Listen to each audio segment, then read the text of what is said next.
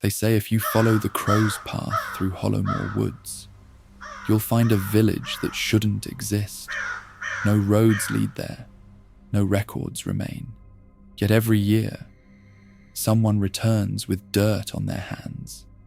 The houses are still warm, the food is still on the tables, but the people, gone, as if they stood up one night and walked into the forest without a sound. Locals refuse to speak of it. Elders burn maps that mark it. But one journal escaped their fire.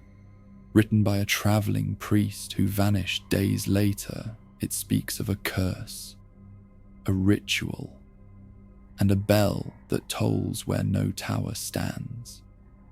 This is that journal. And tonight, you will hear what he heard before it was too late. Tonight, we travel to a place that doesn't appear on maps, a place nestled in the forgotten folds of a mist-covered forest, far beyond where roads are paved or names are remembered. It is a village, a quiet village, a beautiful one, really. But there is something unusual about it, something people don't speak of in the daylight, because this village only exists from dusk until midnight, and when the final candle burns out, the village disappears. Welcome, wanderer, to the story of Dryasden Hollow. Breathe in, and let us begin before the story begins. If you enjoy quiet journeys like this, you're welcome to subscribe. Let the Hollow remember you. There are places in this world that do not wish to be found, places lost to time, to shadow, to silence, where maps turn to lies and footsteps vanish behind you like breath on glass. You won't read about these places in books, not the real ones. Some are swallowed by rivers, others by the forest, but a rare few are swallowed by midnight itself. Tonight, I will tell you a tale, a whispered tale about one such place, a village, quiet, lovely, untouched, hidden so deeply in the folds of the earth that even the wind forgets its name, and for good reason, because this village only exists between dusk and the final stroke of midnight, and when the hour ends, it disappears. The story begins, as many such stories do, with a traveler, a solitary one, a soul in search of stillness, or perhaps in search of something lost. You had been walking for hours, the forest, thick, tangled, the kind of forest that seems to grow behind you as fast as you walk forward. No path, no sun, just the echo of your own breath, and the faint, almost imperceptible sound of something else. Something that didn't walk, but watched. You were not lost, not exactly, just elsewhere. The deeper you walked, the more the silence changed. Not louder, but heavier. The way snow makes the world feel, far away. Until you found the sign. A wooden board, half swallowed by ivy. The paint had nearly vanished, except for 3 words. Dryasden Hollow welcomes you. You stared at it for a long time. Not because of what it said, but because the path behind you had disappeared. All that remained was a stone trail, narrow and crooked, leading down. Not forward. Down. The air grew colder as you walked. The trees stood closer together, their branches forming ribs above your head. The forest smelled of wet leaves and something older, something like parchment and ash. But ahead, a warm glow, candlelight, not flickering wildly, but steady, controlled. There were houses, small ones, thatched roofs and crooked windows. Lanterns burned on porches made of old stone. Curtains stirred behind glass, but there were no people, only the sense that they had just stepped out of view. The village looked untouched, like it hadn't changed in centuries, and maybe it hadn't. As you passed the first house, you saw her, a woman, sitting in a chair carved from tree roots. Her hair was silver and tied in braids, her skin like parchment soaked in tea. She didn't move, not until you stopped walking. Then, slowly, she turned her head. "It's not yet midnight," she said. Her voice was barely a whisper, but the way she said it made your chest feel colder than the wind. You nodded. You didn't know why. She pointed to a building at the far end of the square, a narrow house with a green door. "You can stay there, but you must leave before the bell." You asked, "The bell?" She did not answer. She looked away, and as you walked on, she was gone. The house was warm, a fire already lit, though you hadn't seen smoke. A kettle sat atop the hearth, humming faintly, though no one had entered before you. The floor creaked as you stepped inside. A bed of moss and linen sat in the corner. On the wall, a mirror covered in a dark cloth. On the table, a small slip of paper with a single line written in ink. "Do not open your window after the 12th chime." You read it once, and again, then placed it back down. You sat by the fire. The chair rocked gently, not from your weight, but as if it had been waiting to rock. Outside, the last sliver of sun had vanished, and Dryden Hollow had come to life. Through the window, the village glowed like an oil painting, not flickering like firelight, not artificial like bulbs. It was a still glow, the kind of glow only dreams remember. But the people, they didn't speak, they didn't gather. They moved softly between houses and always looked at the sky. And you felt a strange calm, like you had always been meant to be here, like you had just come home to a place you had never known. But midnight was still coming. There are certain things you begin to understand without being told. The moment you stepped inside the village, the moment the green door closed behind you, you felt it. This place was not like the others. It did not move with time. It waited for it. It fed on it. That night, as the fire whispered quietly in the hearth, you sat still in the corner of the mossy room and listened, not to voices, there were none, but to the house itself, the creak of old timber, the low hiss of something distant in the chimney, the breath of wind slipping through stone cracks in the walls. The silence was not empty. It was watched. You had not locked the door, but you heard it click shut on its own. Outside, the village glowed faintly under the moon. No stars tonight, only grey mist, swirling like it had breath. You stepped toward the window and remembered the note. "Do not open your window after the 12th chime." You didn't open it, but you looked through the warped glass. That's when you saw them.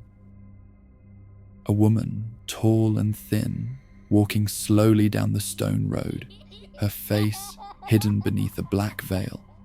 She stopped beside a wooden cart, unmoving, and stared at it for far too long, a child skipping in a circle, silently. Her feet never quite touched the ground.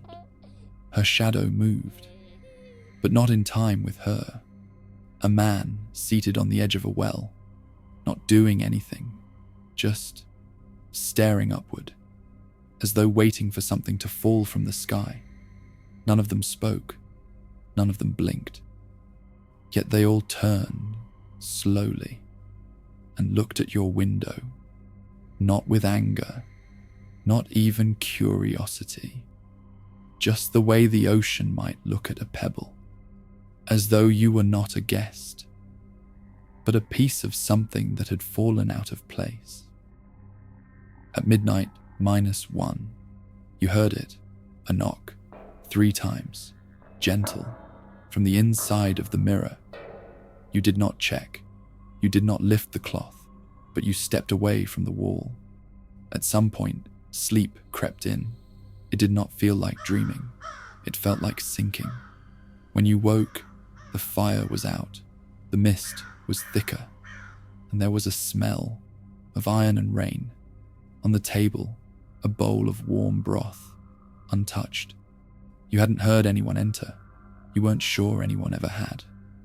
Outside, the village was stirring, not lively, just shifting, like embers under ash. You stepped outside and met the others.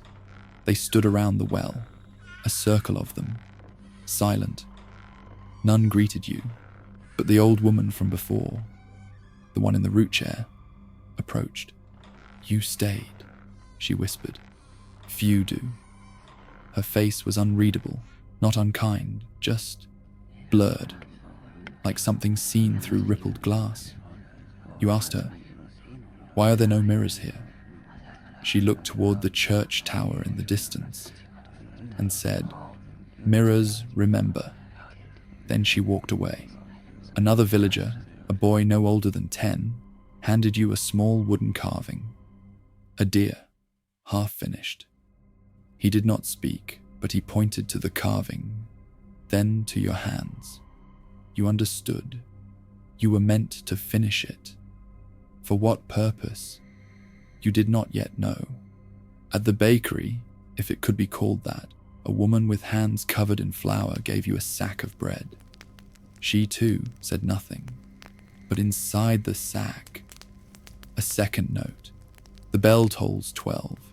Do not answer it. The paper was not aged, the ink still wet. It had been written for you, and it was not the same hand as the first. The villagers were not ghosts, nor were they quite alive. They were paused, like something waiting to be finished, waiting for someone to remember. But you couldn't yet ask the questions that mattered, because the answers were still hiding behind the hour, behind the bell. That night would come soon, and it would bring with it something older than the village itself. The third night, it always begins with stillness, not silence, the kind that follows a storm, but a stillness that feels intentional, as though the village itself is holding its breath, waiting. You were in the street now, not quite sure how you got there. The candle in your hand was burning low. You didn't remember lighting it, but you did not put it out. Drisden Hollow no longer looked like it did the day before. The buildings leaned differently. The cobblestones underfoot were no longer straight. The sky had turned the color of old bruises. And behind the hills, a sliver of moon, too thin, too sharp, hovered like a blade. It came softly, the first of 12, the bell from the old tower. You expected it to be loud, but it wasn't. It echoed as though underwater, thick and distant. The sound curved and bent, and something behind your eyes changed. You felt your memory drift. Names of things suddenly felt vague. Your hands looked older. Windows began to go dark, one by one, as though the flame inside each house had simply forgotten how to burn.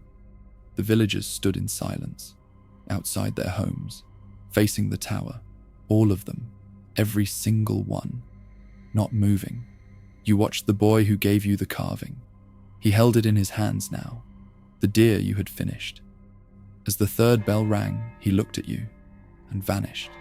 No smoke, no flash, just gone, like a breath released in cold air. Then the fourth bell, the fifth. You stood frozen. The sound was inside you now, not in your ears, but in your teeth, in your ribs. By the seventh chime, the doors at the base of the tower creaked open. Inside was only blackness, not darkness, but something that refused light. A few villagers began to walk inside, one by one, slow, willing. You saw the woman in the black veil enter. Her feet didn't make a sound on the stone. Then a man with no shadow. Then two children holding hands. The ninth bell rang. Your candle flickered and died. The air grew heavier. You tried to move your feet, but the stones below seemed to grip them. Behind you, the green door appeared, not attached to a house, just standing there, in the middle of the square, covered in moss, silent. It was open, slightly, enough for light to spill from the crack. The 11th bell rang. Your name, not your voice, but your name echoed from inside. You turned toward the door, and inside, saw not the room, but your own house, your real one, the one you left behind. The mirror was back on the wall, but your reflection wasn't there. The final toll, long, distant, software, and then all things fell away.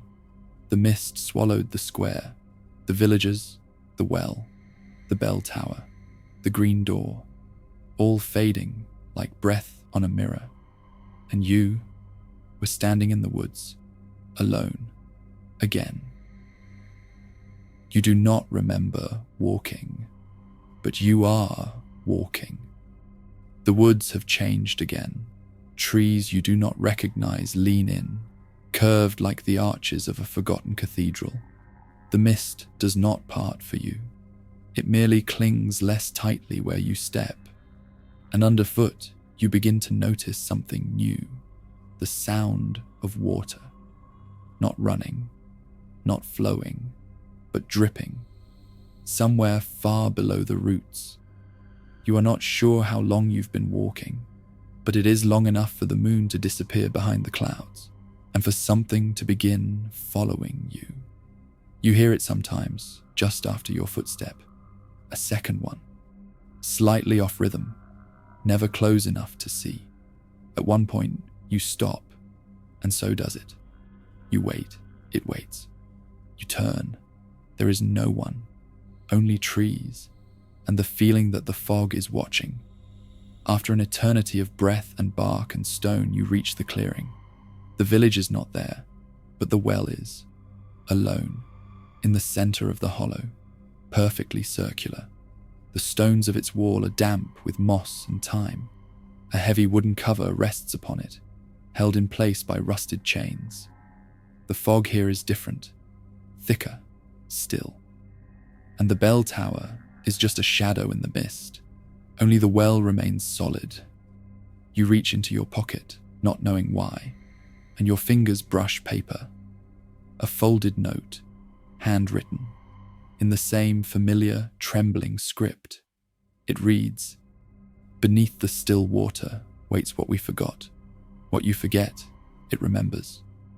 On the back, a crude charcoal drawing, a spiral, leading down. You place your hand on the well's cover. It is warmer than it should be, and humming. Not sound, but memory. And as you listen, the chains slide loose. Not because you moved them, but because the well opened for you. A wooden ladder is built into the stone. ancient, splintered, slick with moss, but it holds. One rung, then another. The light from the sky above fades almost immediately. Below you, only black water and echoes. You climb, deeper, into a place that has not heard a name in centuries. The walls become smoother, then stranger. Not stone anymore, not entirely wood, something in between, as though the earth has remembered something different beneath the surface. The dripping has stopped, but in its place, you hear whispers. At the bottom of the ladder, your foot meets shallow water, only an inch deep, yet somehow it reflects the sky. The pool is still, perfectly flat, and your reflection is not your own. It is you, but older, eyes hollow, wearing a cloak not yours.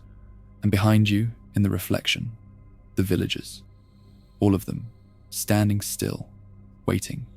You blink. The reflection is gone. You look down again, only water. But in the middle of the pool, a single wooden carving, a deer, the one you made, but charred, burnt black. You bend down to touch it, and the moment your fingers graze the surface, the ground gives way. Not collapsing, opening. You fall. You land softly, not with pain, but as though caught by something that expected you. You are in a massive chamber, lit by candles that line the walls like stars. Hundreds, thousands of shelves. But no books, only mirrors. Each mirror is different. Carved, cracked, draped. But none reflect you. They reflect someone else. One shows a woman standing at the bell tower door. Another, the boy with the deer, weeping. Another, the veiled figure kneeling by a coffin. You begin to understand. These are not mirrors. They are memories. Buried, forgotten, preserved. And you, somehow, are the only one who can see them all. Among the sea of silver glass, one mirror glows faintly red. It is small, round, hung by a fraying cord from a branch-like iron hook. As you draw close, it shows yourself, but not as you are, as you were, before the village, before the journey, before you forgot why you came. And behind your image, a woman, holding your hand. Her face, you almost remember. But when you try to look at her, the mirror shatters. You are no longer underground, you are back in the square. But it is not empty anymore. The bell tower stands whole again. The villagers walk slowly between homes. The sky is blue. Morning. But, not your morning. Something about this version of the village is too bright, too clean. A young girl walks past you, holding a deer carving.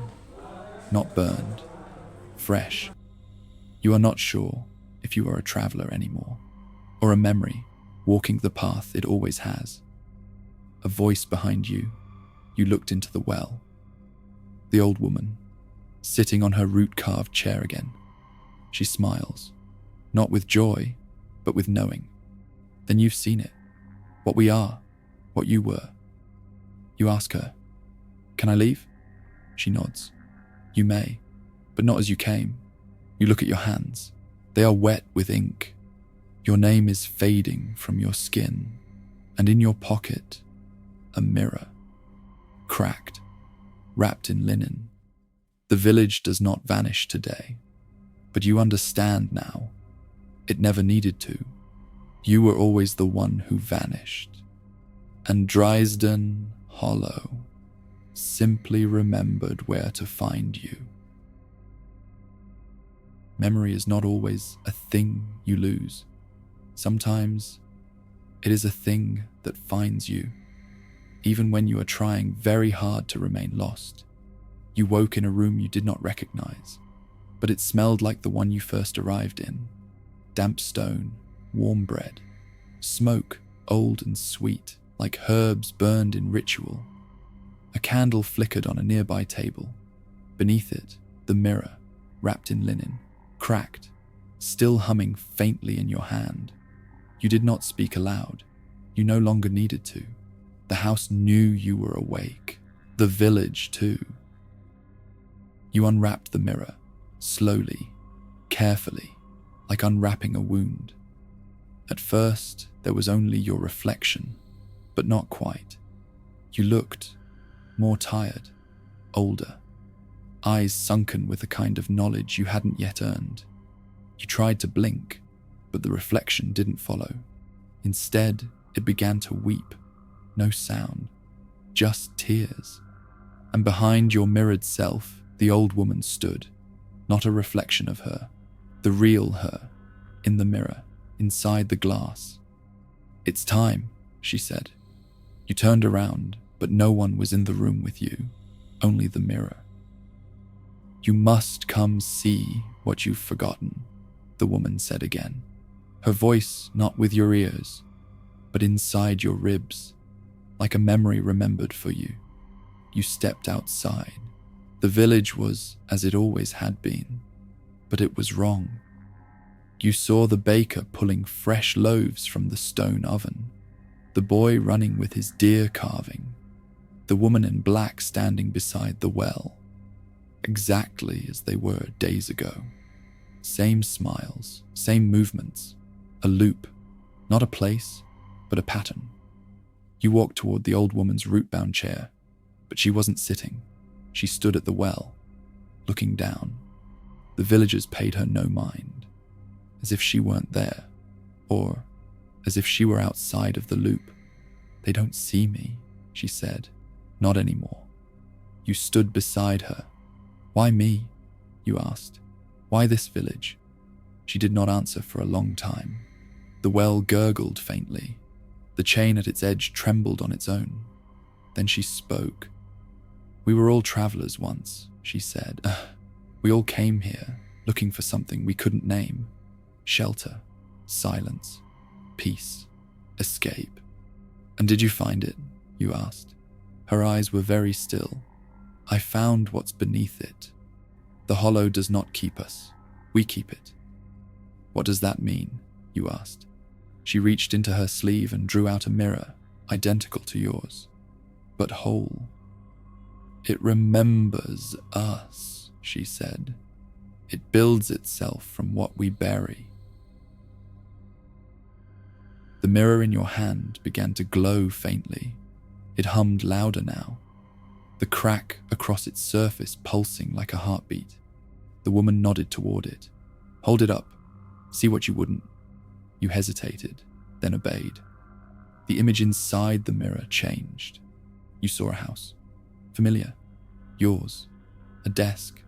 A letter, half written. A suitcase. And a woman, crying. "Who is she?" you whispered. "You told her you were only going for a few days," the old woman said. "To be alone, to write, to remember who you were." The mirror flickered. The woman in the image screamed, but made no sound. You remembered now. You had left. Not just her. Yourself. "The village didn't find you," she said. "You built it. You made a place that would never move, never change. So you'd never have to leave. Never have to lose anything again. But now it's full. Full of what?" you asked. She gestured to the sky. It was full of mirrors. Thousands. Reflecting everything and nothing. The well opened once more. Not gently this time, but with urgency. "You must go down again," she said. "But this time not to remember. To choose." "Choose what?" you asked. "To stay," she said, "or to shatter the hollow." The villagers stopped, turned, one by one, and stared at you. Their faces were not angry, only tired, as if they had waited a very, very long time for you to make a decision. Down the well, deeper than before, you found the room, a single mirror on the wall. But this one was vast, the size of a door. It showed you standing in front of it, and your reflection did not move. Then, it did. It raised a hand. You did not. It spoke, but its voice was your voice. You made us. You can end us. What happens if I break the mirror? You asked aloud. The voice answered, then we remember pain, then we wake, but we are never whole again. And if I leave, then the hollow continues, but you will always come back, in dream, in silence, in sleep. The choice. You held the cracked mirror in your hand, the same one from the beginning. It pulsed once, then the voice in the mirror whispered, choose. You did not speak, but you lifted your hand, and you lower the mirror. Step back. The mirror stays whole. The village resets, and you sit in the root chair, watching the next traveler arrive. You don't remember making a choice. You only remember waking again. The room looks the same. The candle burns the same, but something is wrong. The flame bends in the wrong direction, toward the past.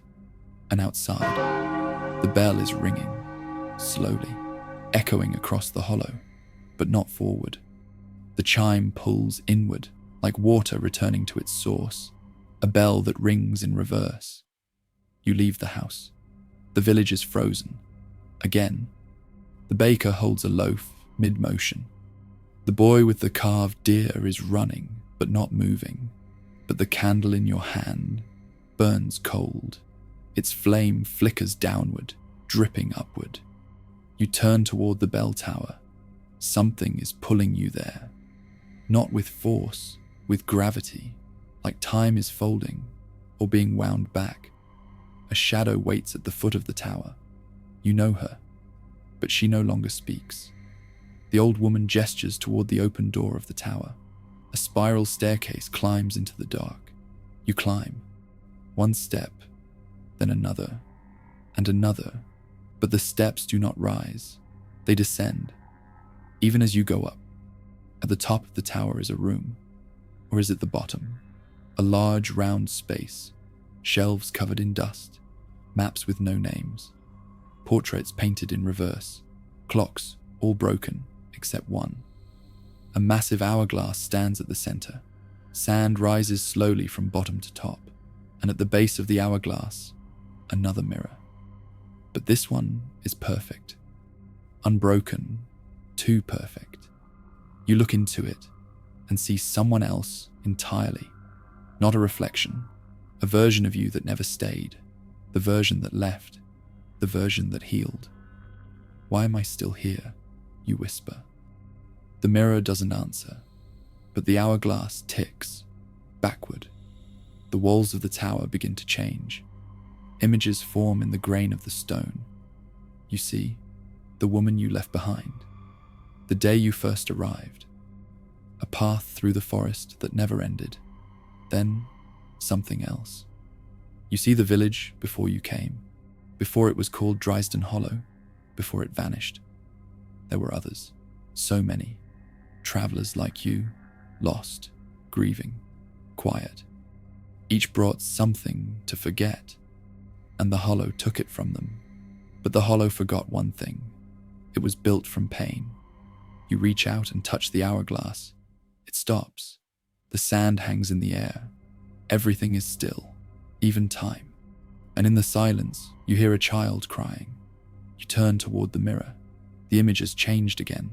A small child now, huddled in the corner, face in their knees, crying. You know that child. It is you, not metaphorically, not symbolically.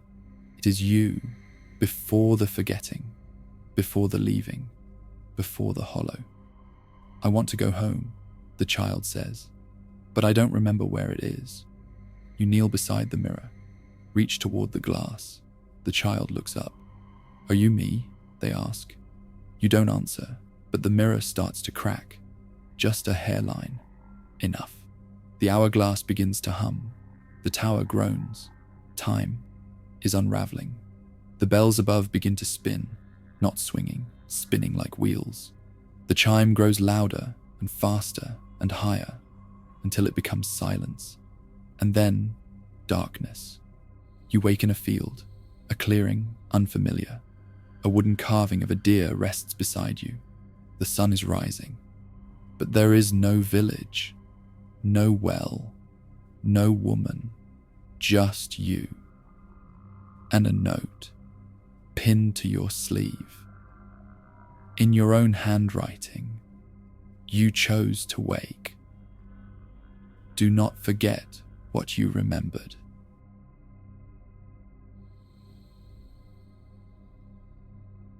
You have left the tower. You have left the mirror. You have left the well, the village, the field of frozen time. Or so you believe. But memory is not something you leave behind. Memory follows. Even when you don't turn to look, the note was pinned to your sleeve. You read it once. You read it again. You do not remember writing it, but the ink was unmistakably yours. You chose to wake. Do not forget what you remembered. And so, you walk. There is no path, only a direction. Behind you, nothing. Ahead, more nothing. But your legs keep moving, because forgetting is heavier than any stone. And stillness is worse than grief. There is no sun, but light hovers over the ground in a soft haze, as though dawn has stalled, eternally unfinished. And there are no birds, no trees, no breeze. Only the sound of your own feet against grass that does not bend, and the faint, ever-present sense that you are being watched by things that no longer exist. You do not turn back. After an unknowable length of walking, you come to a place. It is not a village, not a forest, not a ruin.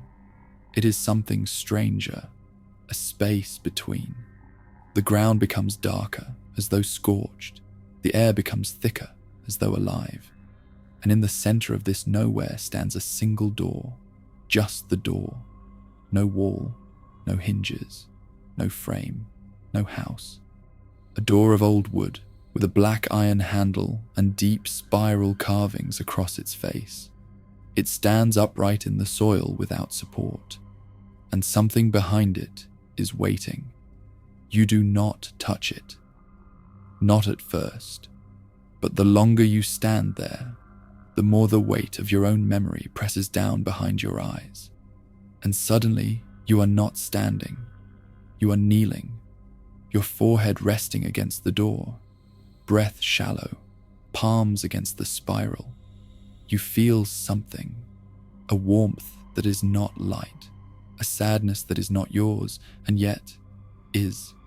Then, gently, the door opens on its own. The inside is darkness, not absence, but presence, a thick, rich black that smells like smoke, and iron and rain on stone. You step through. The door vanishes behind you. You are underground again, but this place is not carved by hands. It is older than hands. The walls are not stone, but root and bone and something soft, like ash that never stops falling. You walk forward, and the path dips downward, slowly, then sharply. Down, down. Your footsteps echo differently here. The air swells around each sound, as if the hollow itself is listening. And then, you hear it again. The bell. But this time, it is not reversed. It is not forward either. It is stuck, suspended mid-ring, as though someone tried to strike it and time held its breath before the sound could escape. The vibration lives inside your chest. You feel it, even though you do not hear it. Then you see them. Mirrors. But these are not cracked, not shattered, not draped. They are blank. No glass, no frame. Just perfect, mirror-shaped holes cut into the dark walls, surrounded by symbols drawn in dust and ash. You walk past one, then another, and then you see yourself, but not your reflection, not even a shadow. You see a memory, one you never remembered.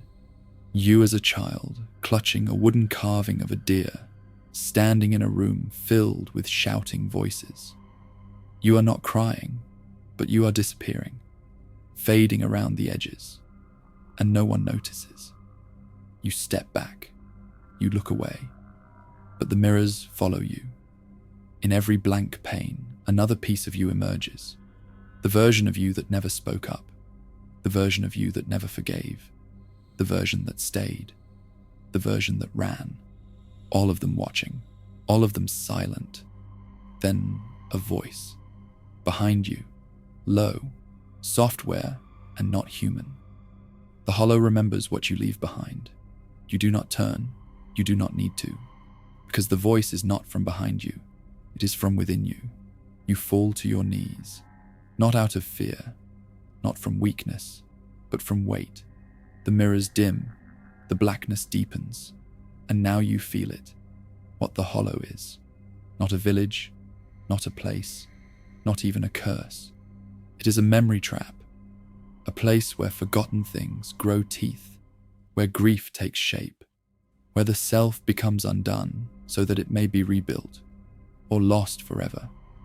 And now you understand. The traveler who leaves the hollow never really leaves. Because the hollow is not a place you go, it is a place you carry. A chamber beneath your chest, a slow ringing bell in your bones, a question that you stop asking until one day you hear it again and return. The darkness grows brighter, or perhaps your eyes adjust. You stand. There is no door behind you, but there is a path ahead. You do not know where it leads, but this time you do not walk it alone. You walk with all the versions of you who were once trapped here, and they are silent, but they are whole, and they walk forward too. The hollow is quiet, but it remembers, and now, so do you.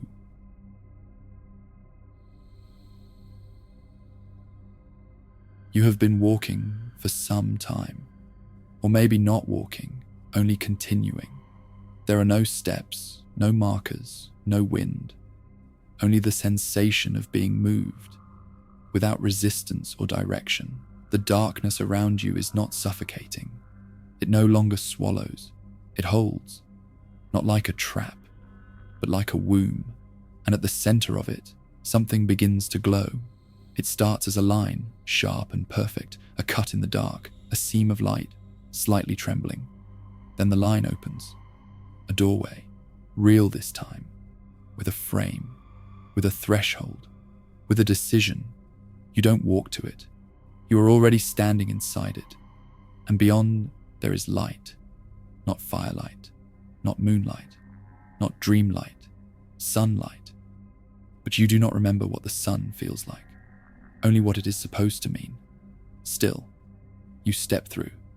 The first thing you feel is warmth, true warmth, on your skin, on your eyelids, on your breath. It doesn't burn, it doesn't blind, but it feels wrong, not evil, not false, just out of place. You open your eyes and the world is wrong.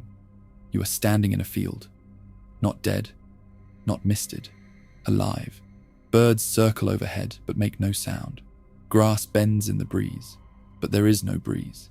The sky is blue, too still. And at the far edge of the field, a figure is standing, perfectly still, draped in white, face turned toward the sun. You call out, or think you do. No sound leaves you. The figure turns and smiles. You recognize nothing in the face, no memory, no resemblance. And yet, something inside you recoils, not from fear, from familiarity. The figure walks toward you, not quickly, not slowly, just inevitably. They wear no shoes, leave no prints, but the grass dies behind them, and still, they smile. When they speak, their voice sounds like your own, but younger, hopeful, and full of a certainty you no longer believe in. You've made it, they say. You remembered everything. You are free now. But the field is not real. You know this. This is the final layer, the last deception, a brighter trap. Who are you? You ask. The figure tilts their head. The smile does not fade. I am you, they say, the version that left before you ever arrived. You frown. That's not possible. They step closer. Everything is possible here, even the truth. You take a step back. The light grows colder. What do you want from me? The smile vanishes. I want what you buried, the part of you that believed, that healed, that forgave. You shake your head. I don't have that anymore. The figure closes their eyes, but the hollow does, and I am its final memory. Suddenly, the field cracks. Not the ground, but the sky. A splintering line tears through the heavens, and white begins to pour through it. Not light. White. Blankness. Erasure. The figure reaches toward you. Come back with me. Be whole again. You don't need to remember the pain. You only need to sleep. You turn away. But the field bends with you. No matter how far you walk, the figure remains in front of you, smiling, reaching, and the blankness grows. You stop, breathe, close your eyes, and speak. I remember. The world shudders. The birds vanish. The sun dims. The grass wilts. And the figure screams. Not in anger, not in hatred, in fear, because you are no longer asleep, because you no longer belong, because you chose to wake. You reach forward, not to the figure, to yourself, the place inside you where the hollow once lived, and you whisper, I forgive you. The world falls apart, but this time, you do not fall with it. The light becomes shadow, the field becomes breath, the figure becomes wind, and you become whole. You open your eyes. You are lying in a bed, linen sheets, morning light, bird song, no village, no tower, no mirrors, only a wooden carving of a deer resting on your chest, and a voice, your own, in your memory. Do not forget what you remembered. Not all stories end when you wake. Some follow you, some open their eyes when yours finally close. Part 9. The hollow opens its eyes. You rise from the bed slowly. The light in the room is warm, gentle, real, but it takes you a moment to trust it, because this time you remember everything. Not just the hollow, not just the mirror, not just the traveler and the child. You remember before. You remember what you came here to forget. You step barefoot onto the wooden floor. It creaks like a whisper. There are no candles, no mist, only sunlight. You dress in silence. No one else is here. There is no letter, no strange key, no call to action, because there is nothing left to search for. And still, your feet begin to move. Out the door, into the world, and the moment you step outside, you realize this is not the world you left behind.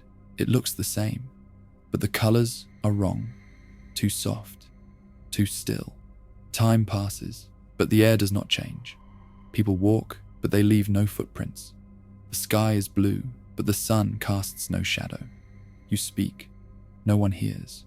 You touch a stone. It is warm, but not from heat. From memory, your memory, and you understand you never left. Not really.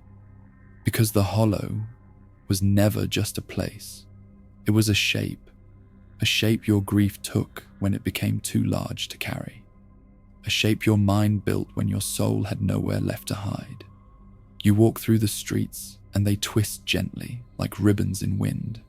At the corner of your vision, you see the bell tower again, rebuilt, unbroken, and in the center of the square, the well, still covered, still sealed. But now someone is standing beside it. You approach. The figure is familiar, old, bent, a woman veiled, holding a spiral-carved staff. She looks up, and for the first time in all the memories you've seen her, she smiles. "You're early," she says. "Early. You came back before you were lost again." You blink. "I thought I escaped." She nods. "You did, but some stories choose you, even after you stop telling them." The well groans softly, as though something stirs beneath the lid. You step toward it. "What is it?" "It's what remains of you. I don't want to forget again." The old woman laughs, kindly, not mockingly. "You won't. But now you must choose to remember differently." She places something in your hand, a spiral stone, smooth, cold, faintly humming. "Drop it into the well," she whispers, "and listen." You do. The stone falls. There is no splash, no echo, just silence. And then the bell rings, once, softly, forward. The world fades, not in fear, not in shadow, but in sleep. You feel it all again, the forest, the mirror, the door, the stranger in white. But it no longer holds you, because now you hold it. And that is the difference. You lie down. The bed finds you, the candle flickers, and the hollow closes its eyes. But you begin to dream, and the dream sounds like this.